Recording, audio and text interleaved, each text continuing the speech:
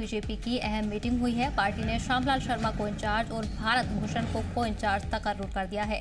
आज BJP headquarter में core group की मीटिंग भी होनी है, जिसमें राज्यसभा और विधानसभा के ज़िमनी इंतखाब के उम्मीदवारों पर भी गौर किया जाएगा। मुमकिन है कि बीजेपी आज अपने उम्मीदवारों के नामों का भी ऐलान कर सकती है। बीजेपी की तरफ से नामों की लिस्ट सामने आ सकती है, जिसको लेकर उम्मीद आज जताई जा रही है।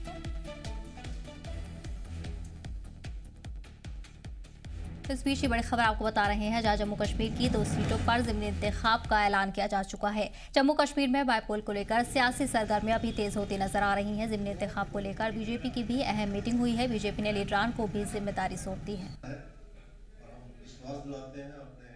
ध्यान में भी ये लाया गया है कि पार्टी वहाँ जीतनी चाहिए, हमारी विचारधारा आगे बढ़ती रहनी चाहिए। पार्टी विद द डिफरेंस की जब हम लोग बात करते हैं, भारतीय जनता पार्टी एक कार्डर बेस्ड पार्टी है और इस कार्डर का, हमारे कार्यकर्ता का यही एक प्रथम कर्तव्य है, यही एक सोच है।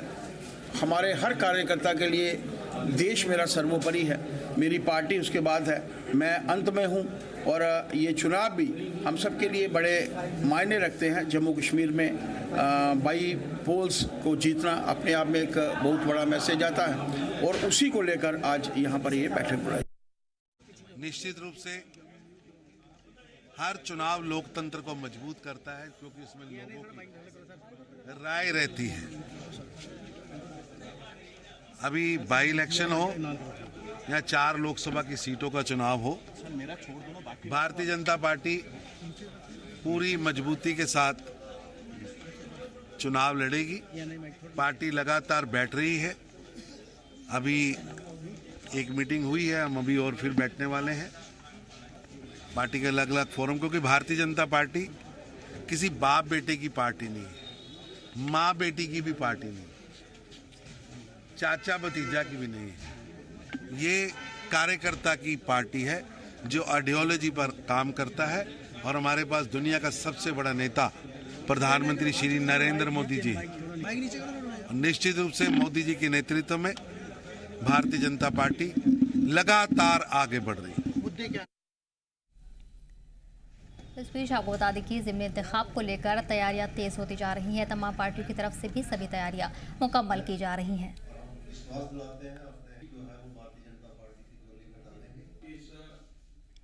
इसी पर खास जानकारी के लिए हमारे नुमाइंदे ख्वाहिश जुड़ गए हैं। ख्वाहिश, इलेक्शन की तैयारियां लगातार तेज होती जा रही हैं और वैसे में उम्मीद की जा रही है कि आज बीजेपी की तरफ से भी नाम सामने आ सकते हैं।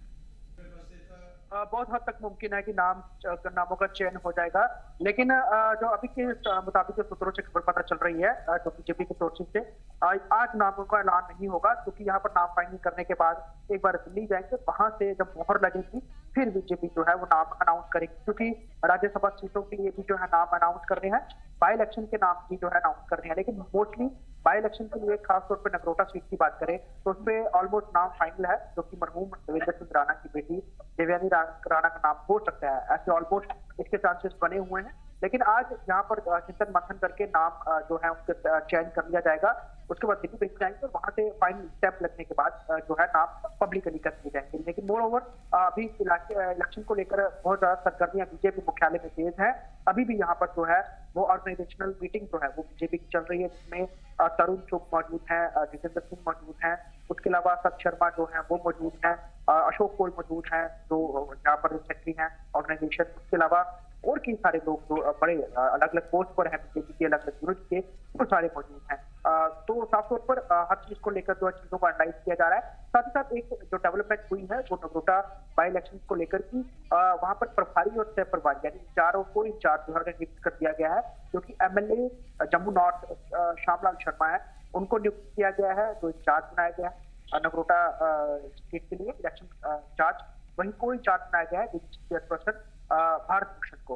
ये 2 नाम जो है सामने आ गए हैं और क्योंकि इनके साथ जो कॉन्स्टिट्यूंसी है नगरोटा की वो लगती भी है, खासतौर पर जब नॉर्थ के साथ, तो ये लोग जो है आगे काम करेंगे। लेकिन नाम जो है वो जल्द सामने आ जाएगा। लेकिन अगर हम पब्लिकली बात करेंगे पार्टी के अंदर के बीच से जो आवाज आ रही है वो फिलहाल देवयानी राणा की ही सामने आ रही है, क्योंकि देवेंद्र सिंह राणा की निधन के बाद कहीं ना कहीं लगातार जो सक्रिय नजर आई देवयानी राणा, और कहीं ना कहीं पार्टी की सपोर्ट भी थी, उनको यहाँ पर ओहदा भी दे दिया गया तुरंत जो बीजेपी के अंदर, बीजेपी के अंदर।